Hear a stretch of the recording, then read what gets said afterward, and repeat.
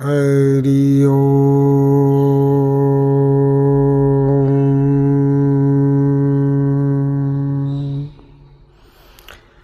परमपिता परमात्मा की जय। परमपिता परमात्मा की जय। परमपिता परमात्मा की जय। धर्म की जय हो, अधर्म का नाश हो, प्राणियों में सद्भावना हो, विश्व का कल्याण हो। भारत माता की जय। बोलो परमपिता परमात्मा की जय।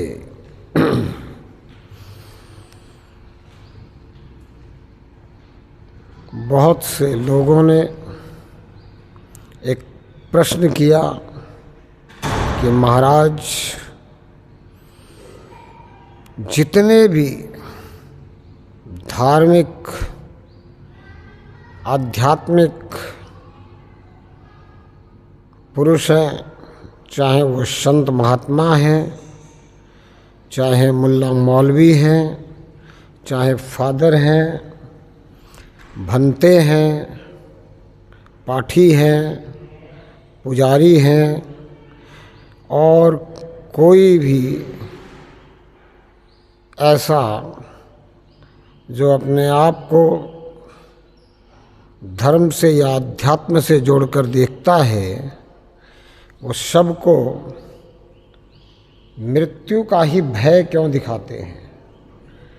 सब मृत्यु के बाद की ही बात क्यों करते हैं? सभी लगभग यही समझाते हैं कि तुम्हारी मृत्यु होने के बाद तुम शरीर से अलग हो जाओगे, तुम शरीर नहीं हो तो तुम कहाँ जाओगे? कुछ कहते हैं कि तुम अगर धर्म के लिए कर्म करोगे, तुम अगर इस्लाम के लिए मरोगे, मिटोगे, तुम अगर इस्लामियत फैलाने के लिए जिहाद करोगे, तुम अगर भारत को गजवाए हिंद की जो प्रयास चल रही है, उस प्रयास में अपना जीवन खो दोगे तो तुम्हें जन्नत मिलेगी, और जन्नत में तुम्हें 72 हूरें मिलेंगी। जन्नत में तुम्हें जमजम मिलेगी, पता नहीं क्या क्या मिलेगी, ऐसा कहते हैं इस्लाम धर्म के मुल्ला मौलवी। तो क्या ये सही है?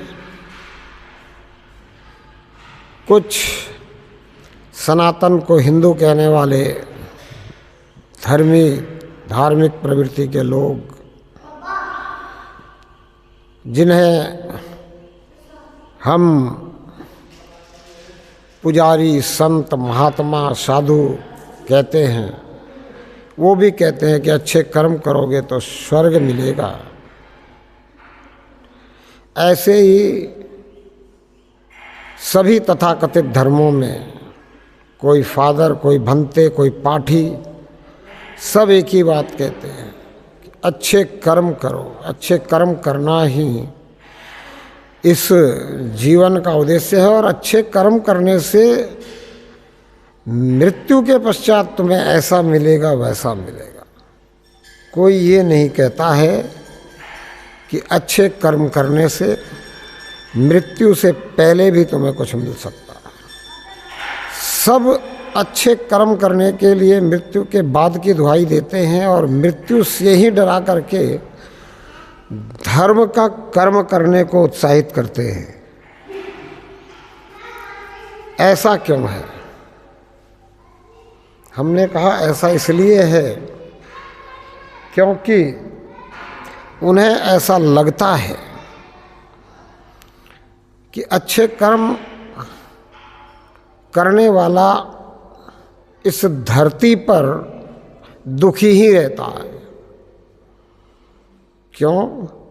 क्योंकि आपको देखने में ऐसा लगता है कि अच्छे कर्म करने वाला दुखी रहता है, पर मैं आपसे कहता हूँ कि इस धरती पर अच्छे कर्म करने वाला ही सुखी रहता है। अच्छे कर्म करने वाला ही सुखी रहता है। अच्छे कर्म नहीं करने वाला सुखी रहता नहीं है, बेशक वो आपको सुखी दिखता। क्योंकि जो अच्छे कर्म नहीं कर रहा है वो क्यों नहीं कर रहा है? वो ईर्ष्यावश अच्छे कर्म नहीं कर पा रहा, वो लालचवश अच्छे कर्म नहीं कर पा रहा, उसके अंदर संतोष नहीं है, इसलिए वो अच्छे कर्म नहीं कर पा रहा है। तो जिसके अंदर लालच ईर्ष्या भरी पड़ी हो, जिसके अंदर द्वेष भरा पड़ा हो, जिसके अंदर संतोष नहीं हो, वो आनंदित हो नहीं सकता, वो सुखी हो नहीं सकता। उसके पास संसाधन ज़्यादा होने से वो आपको सुखी दिखाई दे सकता है।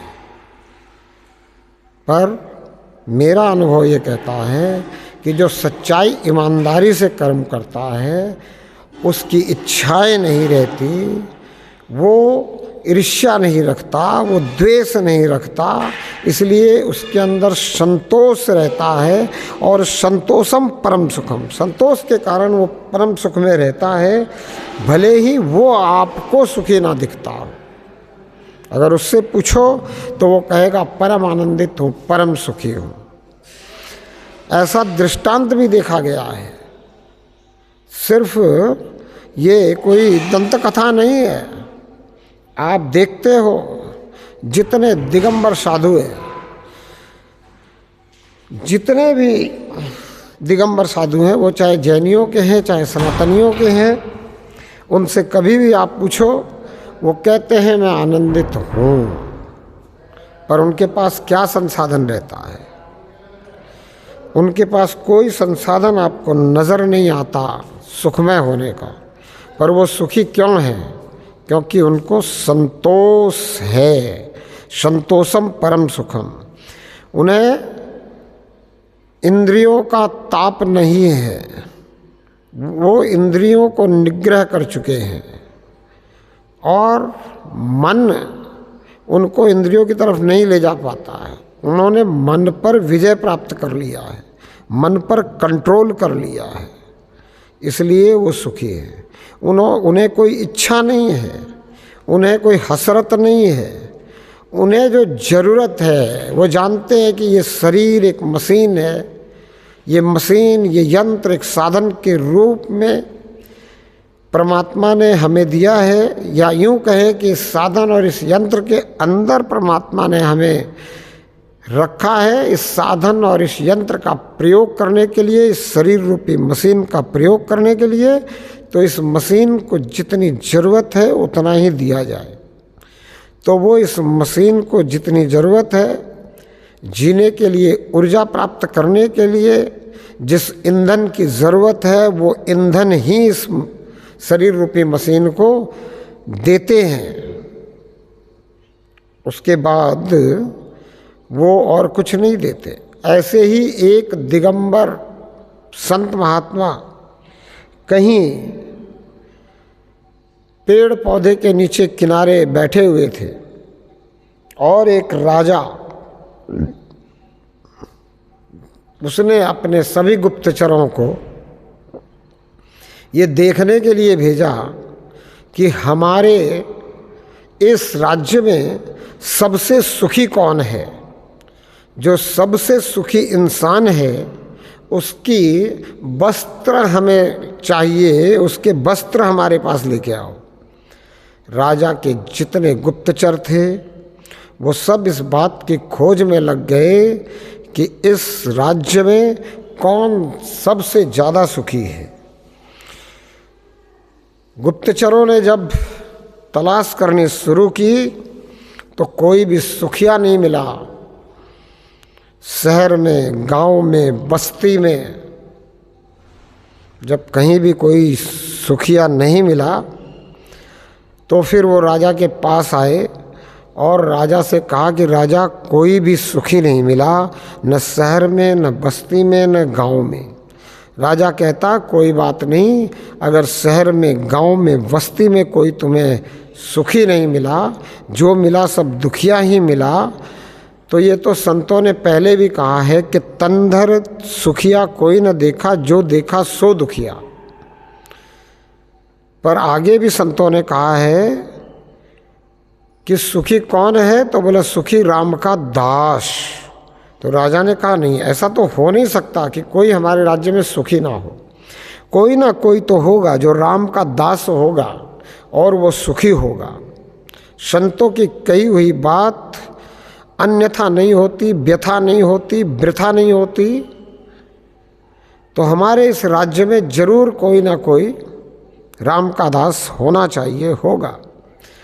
तलाश करते करते उन गुप्तचरों ने जब जंगल जंगल छान मारे राम के दास को खोजने के लिए, तो जंगलों में बैठे हुए ऋषि मुनि तपस्वी सभी किसी न किसी बात से दुखी नजर आते थे और सभी को कुछ न कुछ परमात्मा से शिकायत रहती थी।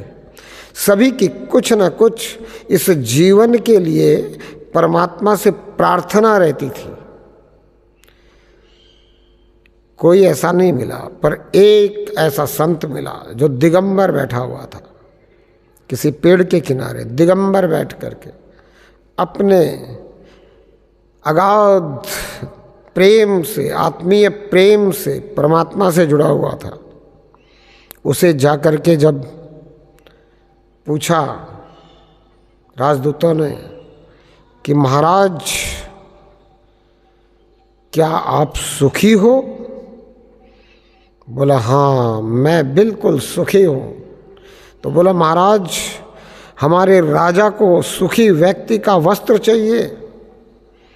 संत ने कहा कि मेरे पास तो वस्त्र नहीं है, इसीलिए मैं सुखी हूँ। जिसके पास वस्त्र है ऐसा कोई सुखी अगर मिल जाए तो ले जाकर राजा को वो वस्त्र दे देना। वो राजा के पास पहुँचे गुप्तचर और कहने लगे कि इस आपके संपूर्ण राज्य में वस्त्रधारी कोई सुखी नहीं है, सिर्फ एक दिगंबर संत हैं वो सुखी है। राजा ने कहा अरे ऐसे कैसे हो सकता? ठंडी, गर्मी, बरसात, मौसम का प्रभाव उनको प्रभावित नहीं करता, वो कैसे सुखी हो गया? उसे मेरे पास बुलाओ। संत के पास गए राजदूत और कहने लगे कि महात्मन आपको राजा ने बुलाया है। महात्मा ने कहा मुझे राजा से कोई काम नहीं है। राजा ने अगर मुझे बुलाया है तो मैं नहीं जा सकता। क्यों? क्योंकि मुझे राजा से कोई काम नहीं है। अगर राजा को मुझसे कोई काम है तो राजा यहाँ आ जाए, मेरे पास आए, मुझसे मिले, मुझसे बताए कि राजा को मुझसे क्या काम है। राजदूत जाकर के फिर राजा को जब ये निवेदन करते हैं, ये महात्मा द्वारा किया गया आग्रह बताते हैं, तो महाराजा कहता है चलो ठीक है हम ही चलते हैं इस महात्मा के पास में, इस सुखी व्यक्ति के पास में। जाकर के राजा पूछता है कि महाराज आप हमें भी सुखी होने का मंत्र दे दो। आप कैसे सुखी हो? आप कैसे इतने सुखी हो? बिना वस्त्र के कैसे सुखी हो? ठंडी, गर्मी, बरसात इन सब का आनंद आप लेते हो, कैसे आप इनसे सुखी हो? वो संत महात्मा कहता है कि इतने सारे जीव और भी हैं, ये वस्त्र नहीं पहनते, ये भी सभी मौसमों की चपेट झेलते हैं। वैसे ही मैं भी इन सभी मौसमों की चपेट झेलता हूँ इस शरीर पर मैं सुखी हूँ। तो बोला ऐसे कैसे? बोला ऐसा इसलिए कि मैं ये समझ चुका हूँ कि मैं शरीर नहीं हूँ। अगर कुछ बिगड़ेगा तो शरीर का बिगड़ेगा, और मुझे एक दिन ये शरीर छोड़कर जाना है। आज तक सशरीर कोई भी उपलब्ध नहीं रहा। निश्चित अवधि के बाद तेरा भी शरीर तुझे छोड़ना है। राजा कहता है बात तो ठीक है, हमारे भी पिताजी ने शरीर छोड़ दिया, चले गए। उनके शरीर का हमने अग्नि दी, दाह संस्कार किया। हमारे पिताजी के पिताजी भी शरीर छोड़कर चल गए, और उस समय हमारे पिताजी शरीर में थे, तो हमारे पिताजी ने अपने पिताजी के शरीर का दाह संस्कार किया। बात आपकी बिल्कुल सही है। तो क्या सुखी रहने का यही मंत्र है? बोले हाँ, बिल्कुल सुखी रहने का, आनंदित रहने का यही मंत्र है कि मैं शरीर नहीं हूँ, मुझे एक दिन शरीर छोड़कर जाना है। यानी कि मृत्यु को हर पल याद रखना, मृत्यु को पल पल याद रखना, ये ही एक मंत्र है सदैव सुखी रहने का, हर परिस्थिति में सुखी रहने का, हर स्थिति में आनंदित रहने का, कि ये शरीर का ही कुछ बिगड़ेगा, मेरा कुछ नहीं बिगड़ सकता, और इस शरीर को एक न एक दिन छोड़कर जाना ही है। तो अगर आज भी छूट जाए तो भी कोई मलाल नहीं। ऐसा जो विचार धारण कर ले, ऐसी जिसकी विचारधारा बन जाए, इस प्रकार से जो जागरूक हो जाए, होश में हो, वो सुखी हो सकता है। खाली पिंजरा पड़ा रह जाएगा, जब हंस अकेला उड़ जाएगा। आत्मा को इस शरीर से निकलना ही है, और ये अगर समझ जाए व्यक्ति इस शरीर में रहते हुए कि मैं आत्मा हूँ, और मुझ आत्मा को एक न एक दिन ये शरीर छोड़ना ही है, तो फिर होश में जीने लग जाता है। होश में जीने के कारण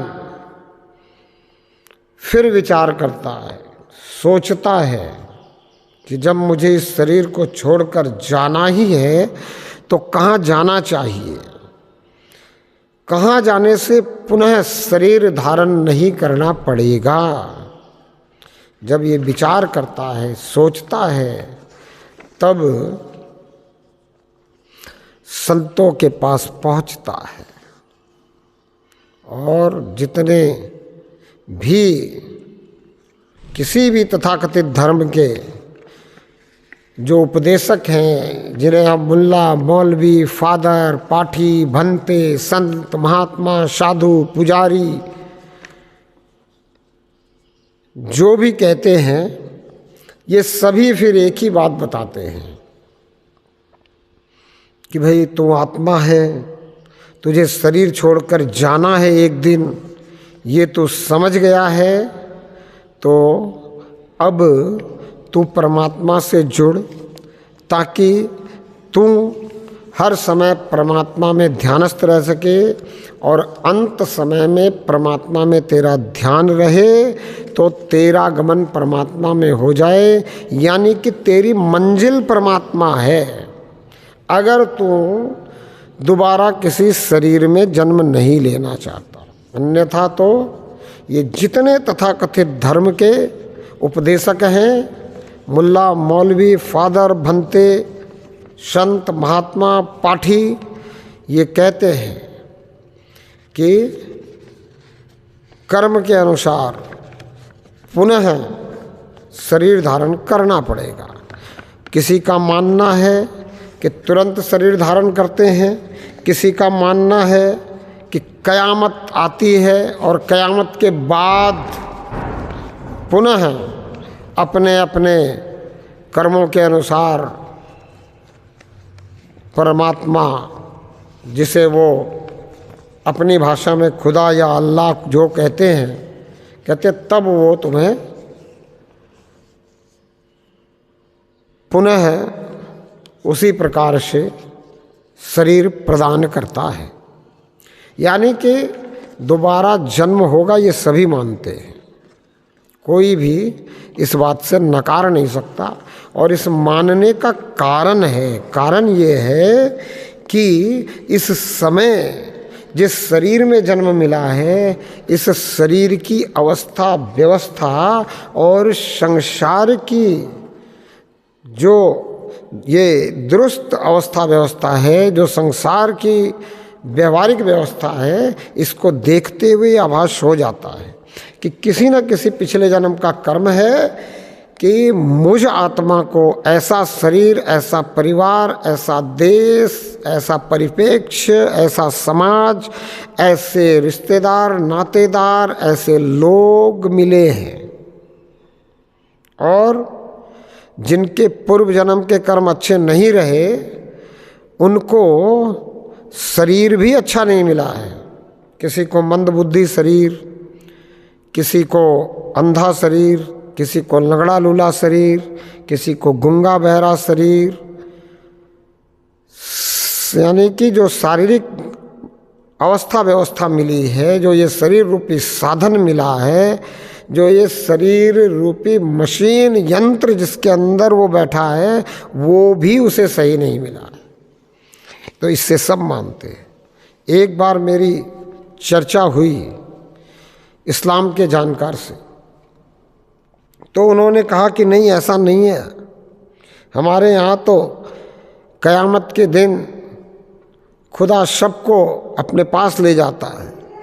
फिर मैंने कहा जब खुदा क़यामत के दिन सबको ले जाता है तो जन्नत कोई कैसे जाता है, जहन्नुम में कोई कैसे जाता है? कोई जवाब नहीं था। फिर जब मैंने उनसे पूछा कि आपके भी इस तथाकथित धर्म में, मजहब में, पंथ में गूंगे बहरे, अंधे लंगड़े लूले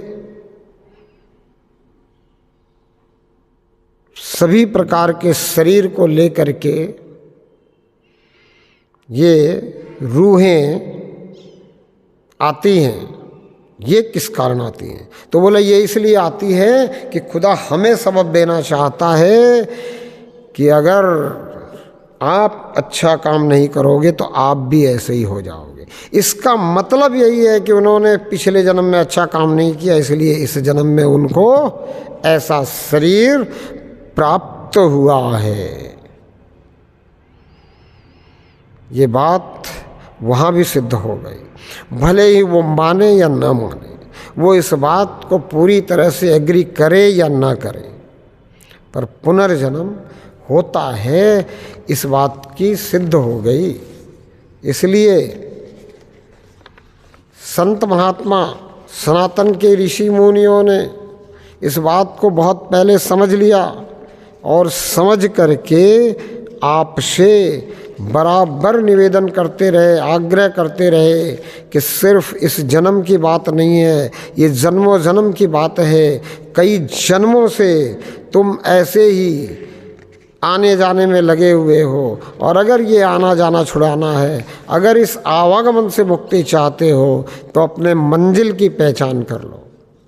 तुम्हारी जो मंजिल है, जहाँ तुम्हें इस शरीर में रहते हुए पहचान करके और मंजिल में पहुँचने की तैयारी करनी चाहिए। अगर तुम इस बार भी चूक गए तो फिर 84 लाख योनियों में भ्रमण करने के बाद ही ये मनुष्य रूपी शरीर मिलेगा, जिसके लिए देवता भी प्राप्त करने को तरसते हैं। मानुष जन्म दुर्लभ है, होत न बारंबार। जो तरुवर पत्ता डरे, बहुरी ने लागे डार। जैसे पेड़ से पत्ते गिर जाने पे वो पुनः उस पेड़ पे नहीं लगते हैं, ऐसे ही ये मनुष्य शरीर से, मनुष्य जीवन प्राप्त आत्मा अगर इस मनुष्य शरीर से निकलने के पश्चात अपने मंजिल तक नहीं पहुंची, इस परमपिता परमात्मा में विलीन नहीं हुई, अंत समय में परमपिता परमात्मा में ध्यान नहीं रहा, तो किसी न किसी और शरीर को धारण करके इसी दुनिया में विचरण करने के लिए उसे रहना पड़ेगा। ये बात जिसके समझ में आ गई वो होश में आ गया अगर, तो वो फिर मंजिल की पहचान के लिए आगे बढ़ता है। और मंजिल की पहचान कब होती है? जब अपने अंतःकरण में ये आघात बहुत जोरदार हो। मंजिल की पहचान के लिए हम आगे तभी बढ़ सकते हैं जब हमें पूर्ण रूप से ये विश्वास हो जाए और समझ में आ जाए कि भाई ये मनुष्य जीवन हमें अपना कल्याण करने के लिए मिला है। ये मनुष्य जीवन सिर्फ इंद्रियों का भोग भोगने के लिए नहीं मिला है, और ये इंद्रियों का भोग भी मनुष्य जीवन में कितने समय तक भोग सकते हो। जब शरीर जीर्ण शीर्ण होने लग जाता है, जब शरीर अस्वस्थ हो जाता है, फिर इंद्रियों के भोग की अवस्था भी नहीं रहती, फिर सब गड़बड़ रहता है। इसलिए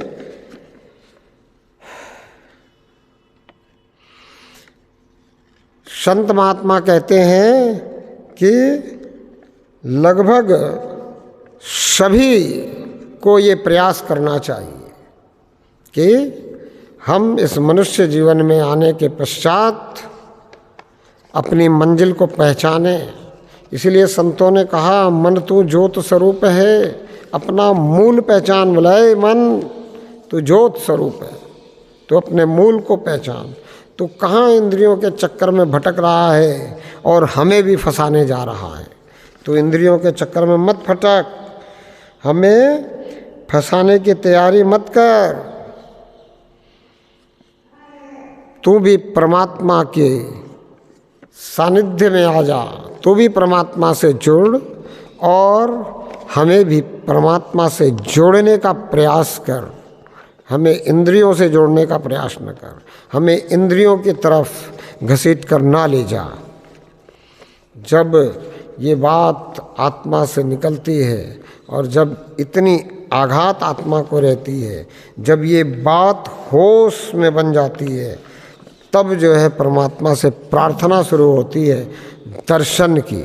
और जब दर्शन की प्रार्थना शुरू होती है तो तथाकथित सभी धर्मों के, ये धर्म के जो धुरंधर लोग हैं, ये आपसे दर्शन की बात करते हैं।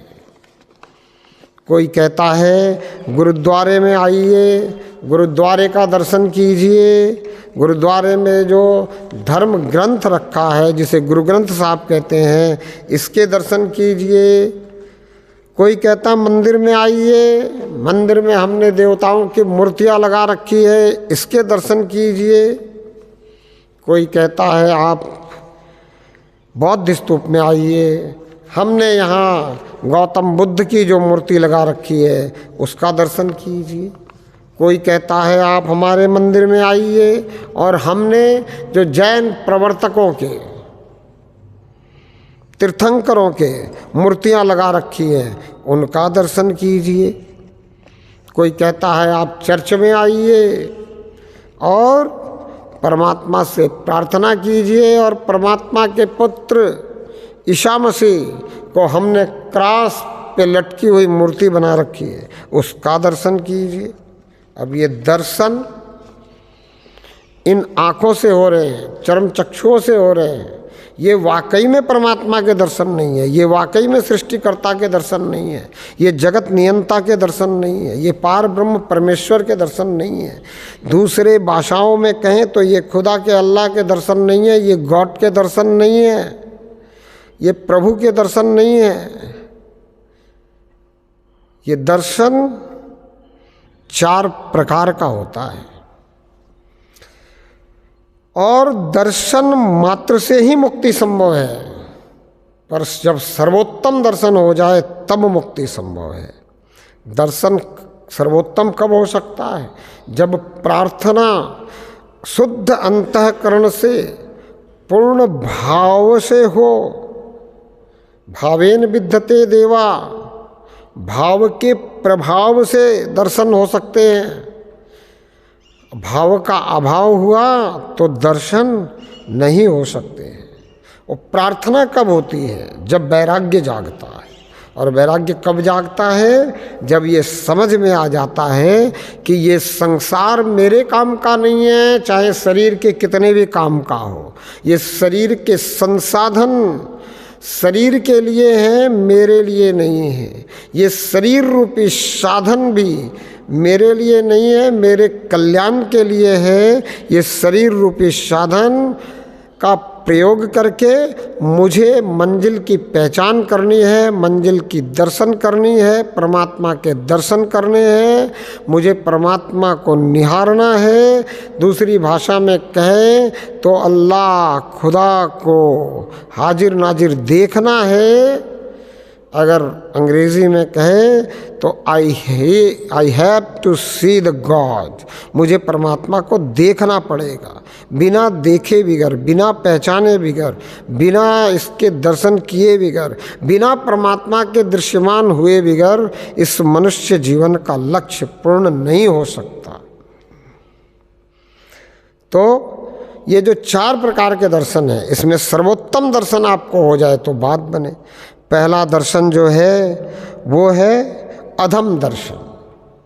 अधम दर्शन क्या है? आप किसी इष्ट के ध्यान में हो, आप किसी इष्ट को मानने वाले हो तो आप विशिष्ट हो, पर आपके इष्ट का दर्शन आपको अगर सपने में होता है तो ये अधम दर्शन है, क्योंकि सपना कभी सच नहीं होता। और जिसने सपने को सच माना वो दुखी रहा। सत्य को सत्य मानने वाला, सत्यनिष्ठ रहने वाला, सत्यवादी रहने वाला कभी किसी भी तरह से दुखी नहीं रह सकता। वो हर परिस्थिति में अपने आप को सुखी महसूस करने वाला है, हर परिस्थिति में अपने आप को आनंदित महसूस करने वाला है। पर जो सपने को सत्य मानेगा वो दुखी रहेगा।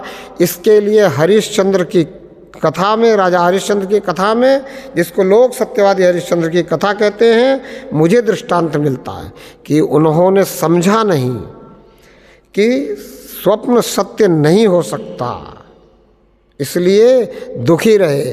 और राजा जनक के दृष्टांत में मुझे ये समझ में आती है कि राजा जनक ने समझ लिया कि स्वप्न सत्य नहीं हो सकता, सत्य तो अलग है, वो सुखी रहे।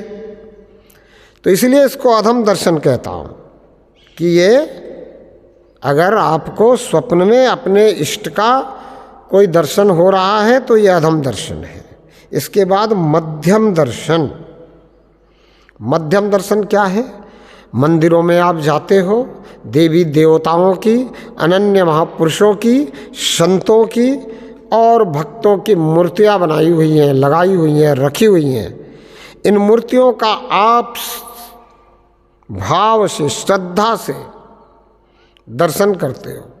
जिस भाव को, जिस श्रद्धा को ज्ञानी जन अंधश्रद्धा कहते हैं, अंधविश्वास भी कहते हैं, पर आपके भाव और आपकी श्रद्धा, आपका विश्वास मंदिर के उन मूर्तियों में है, तो आप वहाँ हाथ जोड़कर खड़े होते हो और आप सोचते हो कि बस मुझे परमात्मा के दर्शन हो गए हैं, परमात्मा के दर्शन हो रहे हैं। तो ये मध्यम दर्शन है, क्योंकि इसमें आपके भाव की बात है और आप अपने आप को शरीर मान करके परमात्मा को भी शरीर रूप में पा करके बहुत आनंदित हो जाते हो। कुछ क्षण के लिए भाव विभोर हो जाते हो, कुछ क्षण के लिए ईर्ष्या द्वेष सब कुछ भूल जाते हो। कोई दूसरा व्यक्ति भी अगर आपको आकर के छेड़ता है और कहता है कुछ ऐसी वैसी बात करता है तो आप कहते हो कि अभी नहीं, यहाँ नहीं, मंदिर से बाहर निकलो फिर आपसे बात करूँगा। यानी कि आपकी समझ इतनी ही काम करती है कि जब तक मैं मंदिर में हूँ तब तक परमात्मा मेरे सम्मुख है, परमात्मा मुझे देख रहा है और मैं परमात्मा को देख रहा हूँ। उसके बाद आपको ये जरा सा भी भान नहीं रहता कि परमात्मा मुझे देख रहा है, मैं चाहे परमात्मा को देख रहा हूँ या नहीं देख रहा हूँ। इसलिए आपको अगर मंदिर में कोई कहता है कि आ जा यहाँ बात करेंगे, तो आप कह देते हो नहीं यहाँ नहीं, चलो मंदिर से बाहर उतरो, फिर तुमसे बात करता हूँ, फिर तुम्हें बताता हूँ, फिर तुम्हें दिखाता हूँ कि मैं क्या हूँ। यानी कि आप मंदिर में तो परमात्मा को समझते हो, आप मस्जिद में रहते हुए तो खुदा को मानते हो, आप चर्च में रहते हुए गॉड को समझते हो, आप बौद्ध स्तूप में रहते हुए इस अस्तित्व को, इस परमात्मा को समझते हो, मानते हो। आप जैन मंदिर में रहते हुए, तीर्थंकरों के सामने रहते हुए आपके अंदर भाव अलग हो जाते हैं। आप ईर्ष्या, द्वेष, क्रोध से ऊपर उठ करके अपने आप में शांति का अनुभव करने लग जाते हैं, पर वहाँ से निकलते ही आपकी शांति खो जाती है। फिर वो ईर्ष्या, द्वेष, वो लोभ, लालच, वो माया, वो इच्छाएं, वो हसरतें जाग उठती हैं। क्यों? क्योंकि आप ये समझते हो कि जहाँ मैं गया था बस परमात्मा वहाँ मुझे देख रहा था और मैं परमात्मा को देख रहा था, बाकी कहीं परमात्मा मुझे नहीं देख रहा है। ये सी सोच होने के कारण ये दर्शन मध्यम दर्शन कहा है। और तीसरा दर्शन है उत्तम दर्शन।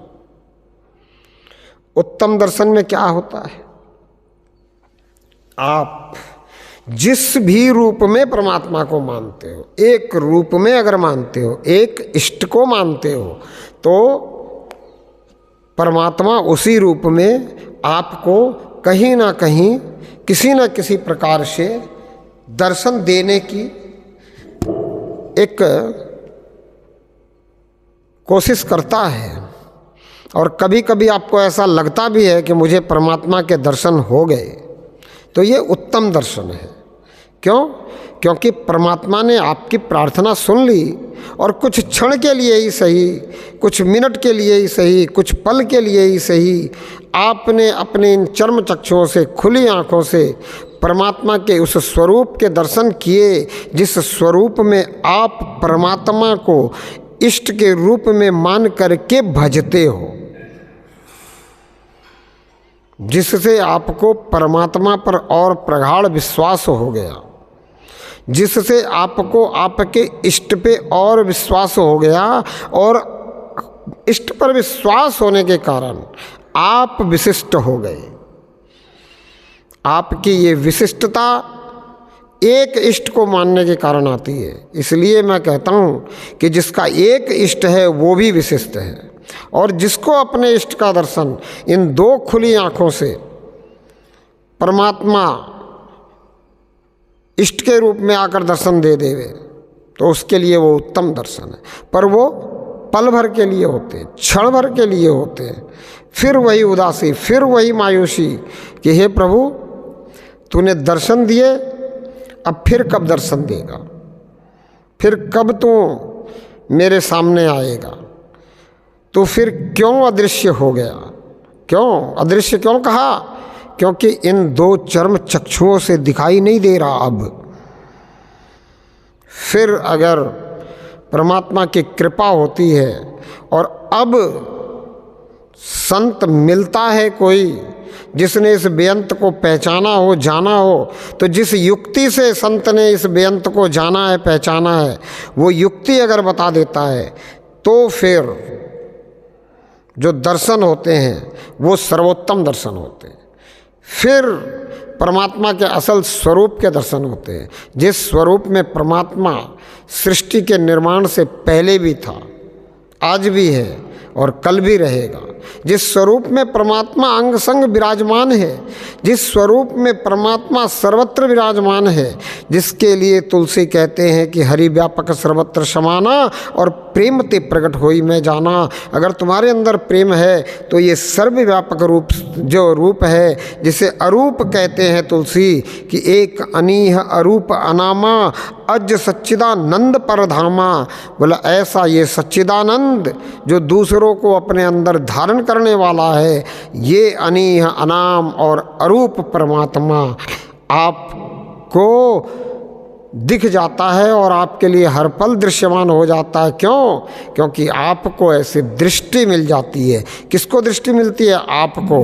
अब आपको परमात्मा को देखने के लिए इन चर्म चक्षुओं की आवश्यकता नहीं रह जाती। अब आपको, आप आत्मा को आत्मिक दृष्टि प्रदान कर देता है परमात्मा, जिसके लिए तुलसी लिखते हैं कि है नियरे सूझत नहीं धृग धृग ऐसो जिंद, कहे तुलसी इस संसार को हुआ मोतिया बिंद। बोला इस संसार को मोतिया बिंद हुआ है। संसार को मोतिया बिंद हुआ है कहने का मतलब ये नहीं है कि जितने भी शरीर हैं उन सब के, इस शरीर के दो हेडलाइट, इन दो चर्म चक्षुओं को मोतियाबिंद हो गया है। नहीं, ये जो आप स्वयं हो, आत्मा, आपकी जो दृष्टि है, जिसको तीसरा नेत्र भी कहते हैं, जिसको ज्ञान चक्षु भी कहते हैं, इसको मोतियाबिंद हो गया है। इस मोतियाबिंद का इलाज कौन कर सकता है? सिर्फ परमात्मा ही कर सकता है। और कब करता है? जब आपको केवल और केवल परमात्मा से प्रेम रह जाता है। परमात्मा से प्रेम होने के कारण परमात्मा के इस संसार से प्रेम होता है। आप इस संसार से प्रेम यह मान करके करते हो कि ये संसार संपूर्ण परमात्मा का है और परमात्मा इस संसार को अपने अंदर धारण किए हुए है। एक अनीह अरूप अनामा अज सच्चिदानंद परधामा, दूसरे को धारण करने वाला ऐसा ये परमात्मा। इस परमात्मा को जब हम पहचान लेते हैं, जब इसका हमें पता चल जाता है, जब हमारा तीसरा नेत्र, ये आत्मिक आँखें, ज्ञान चक्षु ये परमात्मा खोल देता है, तब सर्वोत्तम दर्शन होते हैं। इस सर्वोत्तम दर्शन के हुए बिना आवागमन से मुक्ति संभव नहीं है। क्यों?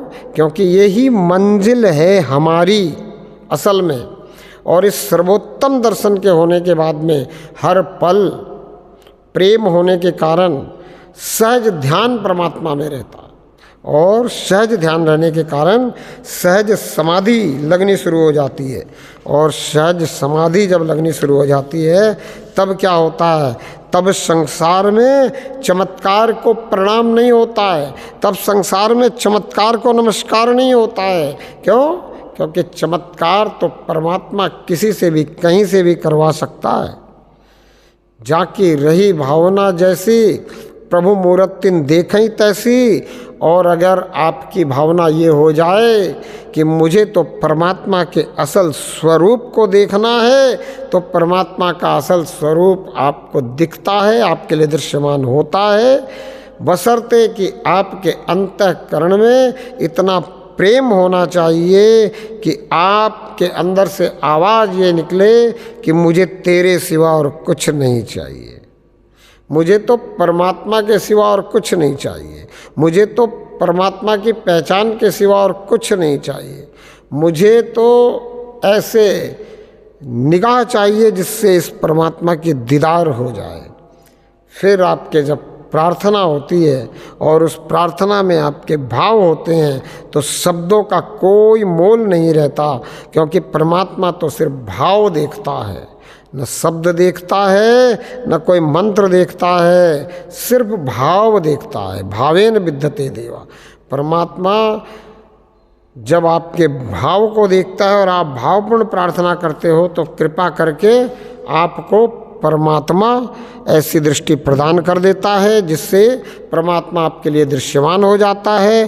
फिर हर पल सहज ध्यान परमात्मा में रहता है, सहज समाधि लग जाती है, तो अंत समय में जब इस शरीर से आप निकाले जाते हो तो उस समय में परमात्मा में ध्यान होने के कारण आपको परमात्मा विलय कर लेता है और आप आवागमन से मुक्त हो जाते हो। ये बात समझने की है कि मैं चेतन हूँ और ये परमात्मा महाचेतन है। मैं चेतन और महाचेतन, परमात्मा मेरे बिल्कुल नज़दीक से भी नज़दीक है। मैं महाचेतन का अंश हूँ, कोई दूरी नहीं है मुझ में और महाचेतन में, कोई मजबूरी भी नहीं है।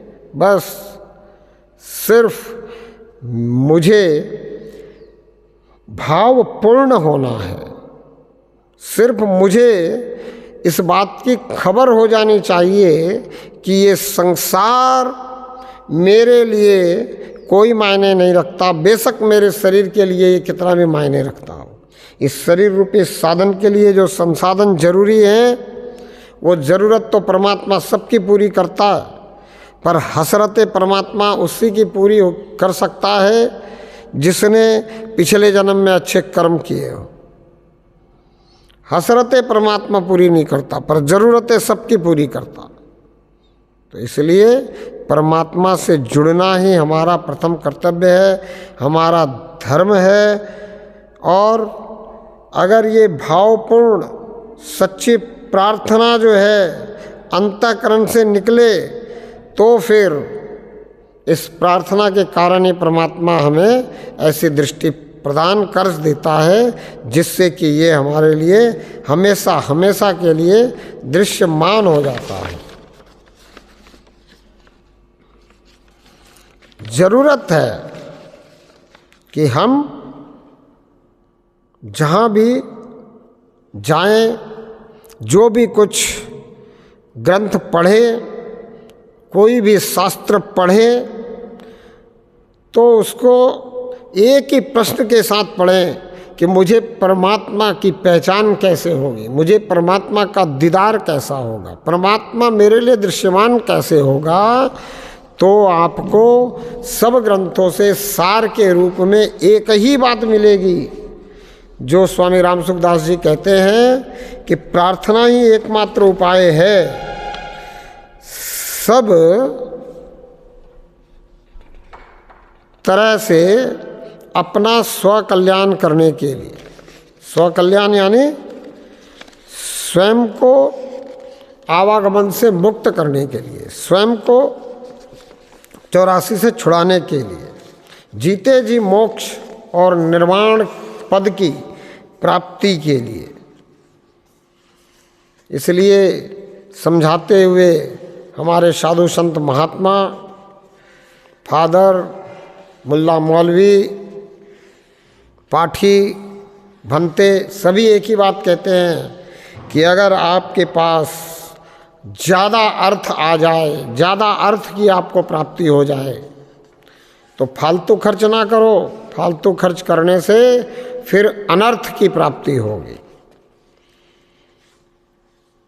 तो क्या करो? तो बोला अगर ज़्यादा अर्थ की प्राप्ति हो गई तो दान करो। पर ये जितने भी अपने आप को धर्म के रक्षक या धर्म के, मैं शब्द कहूँ ठेकेदार, या धर्म के परोधा समझते हैं, तो ये क्या कहते हैं कि आप ये धन जो आपके पास ज़्यादा है ये धर्म के प्रचार प्रसार के लिए खर्च करो, यहाँ तक कि अपना जीवन भी धर्म के प्रचार प्रसार में लगा दो। पर ये नहीं बताते हैं कि धर्म क्या है, सच्चा धर्म क्या है। ये यही बताते हैं कि हिंदू धर्म है, मुसलमान धर्म है, सिख धर्म है, पारसी धर्म है, यहूदी धर्म है, बौद्ध धर्म है, जैन धर्म है। पर ये सब धर्म नहीं है, ये मजहब है, पंथ है, जिनको तथाकथित धर्म घोषित कर दिया गया है।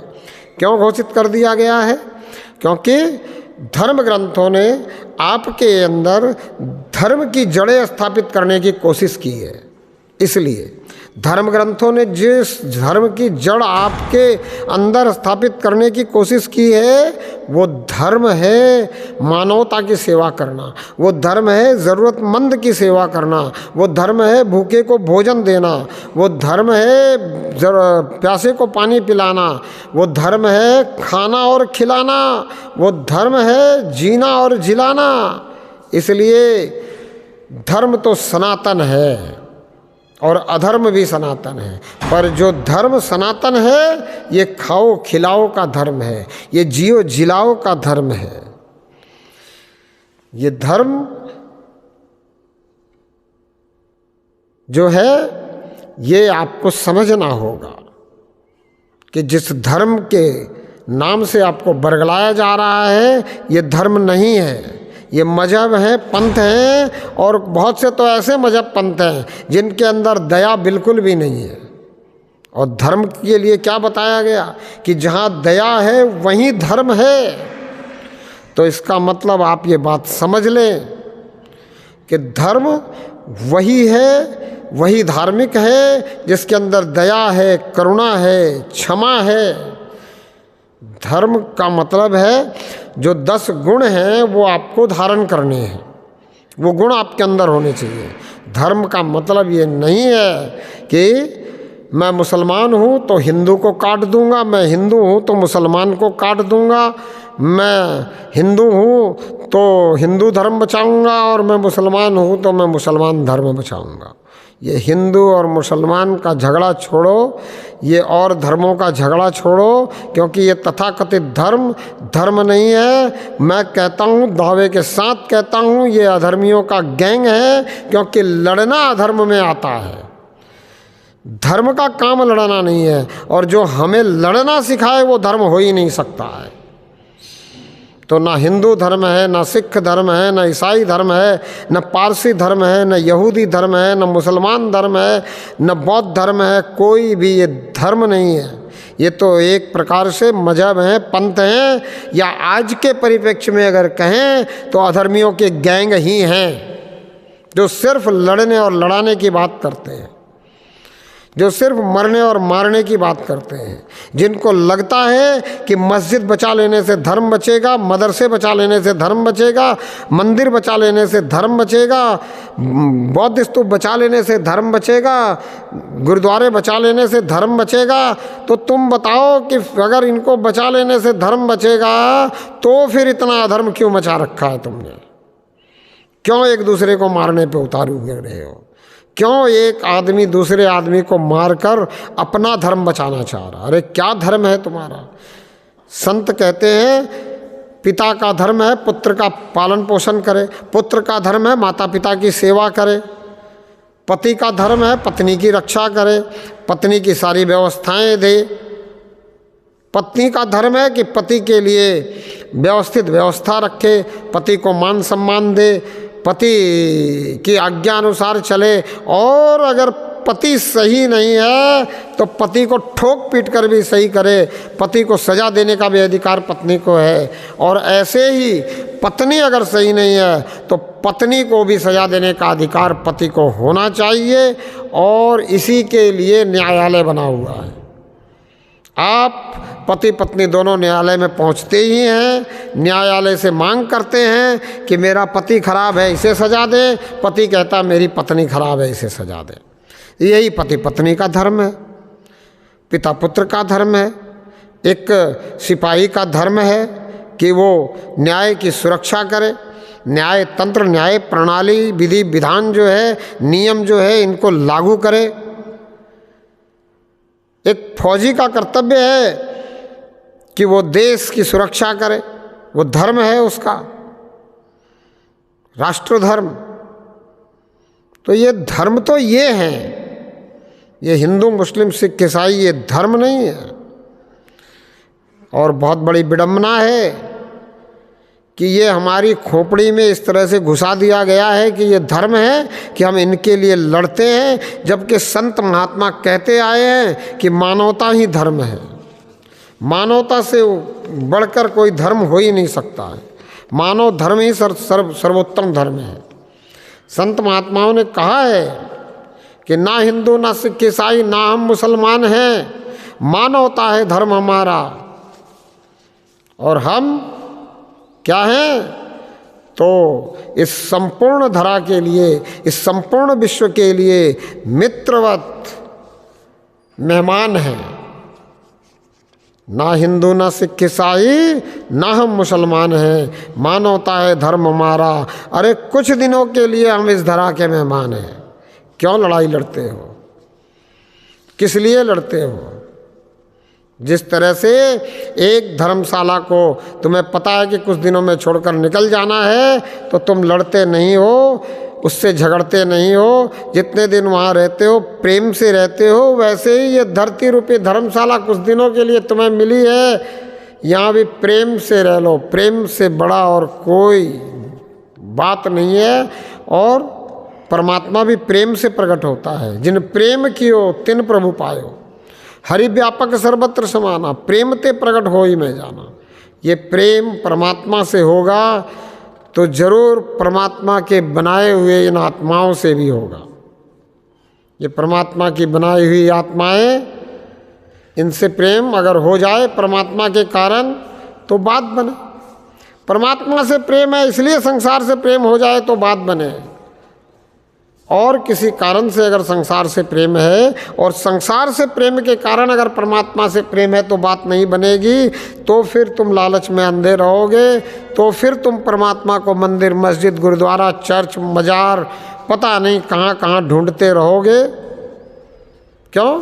क्योंकि संसार से प्रेम है तो तुम चाहते हो कि संसार में तुम ही सबसे बड़े बन जाओ। इतनी बड़ी तो तुम्हारी ईर्ष्या हो जाती है, तुम्हारी सब मानने लग जाए, इतना बड़ा तुम्हारा द्वेष हो जाता है।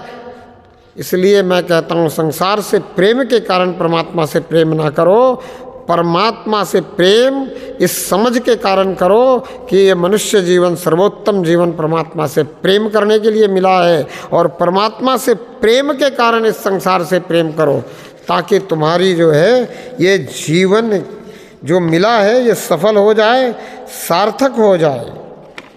ये जीवन तुम्हारा अगर सफल और सार्थक नहीं होता है, तुम संसार से प्रेम के कारण परमात्मा से प्रेम करते हो, तो फिर तुम क्या क्या करते हो वो तुम्हें समझ में नहीं आता है। और तुम जो करते हो उसमें तुम्हारी जो श्रद्धा है, तुम्हारा जो विश्वास है, वो अंधश्रद्धा और अंधविश्वास कही जाती है।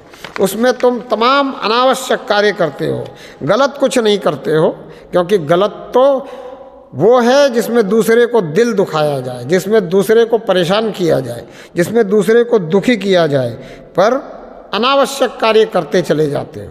जिसमें तुम किसी दूसरे को परेशान तो नहीं करते हो, पर तुम अपने कल्याण के लिए भी कोई उपाय नहीं कर पाते हो। इसलिए संत महात्मा कहते हैं कि इन अनावश्यक कार्यों को छोड़ करके, संसार से प्रेम के कारण परमात्मा को प्रेम करना छोड़ करके तुम परमात्मा के प्रेमी बनो। तुम अपने आप को दीपक के जैसा बना कर रखो, तुम जिज्ञासु बन जाओ, तुम जलने के लिए तैयार हो जाओ। तुम्हारे अंदर अगर जलने की तैयारी होगी तो कोई ना कोई आकर के अगन जला ही देगा, कोई ना कोई तुम्हें वो युक्ति समझा ही देगा, जिस युक्ति से तुम परमात्मा को पहचान पाओगे, जिस युक्ति के कारण परमात्मा तुम्हारे भाव से प्रसन्न होकर के तुम्हें ऐसी दृष्टि प्रदान कर ही देगा, जिससे परमात्मा तुम्हारे लिए दृश्यमान हो जाएगा। और हर पल तुम परमात्मा को अपने इस ज्ञान दृष्टि से, चर्म चक्षु से नहीं, ज्ञान दृष्टि से पहचान पाओगे। और फिर इस ज्ञान दृष्टि से संसार परमात्मा को पहचानने के कारण, इस परमात्मा को पहचानने के कारण तुम जो है सहज समाधि की तरफ चले जाओगे। और सहज में तुम्हें शरीर को सुलाकर भी परमात्मा का ध्यान होगा, और अंत समय में भी परमात्मा के ध्यान होने के कारण परमात्मा में तुम्हारा विलय होगा और तुम मुक्ति के हकदार हो जाओगे, आवागमन से मुक्त हो जाओगे। इन्हीं शब्दों के साथ बोलो परमपिता परमात्मा की, धर्म की, अधर्म का प्राणियों में सद्भावना हो, विश्व का कल्याण हो। भारत माता की जय हो। परम पिता परमात्मा की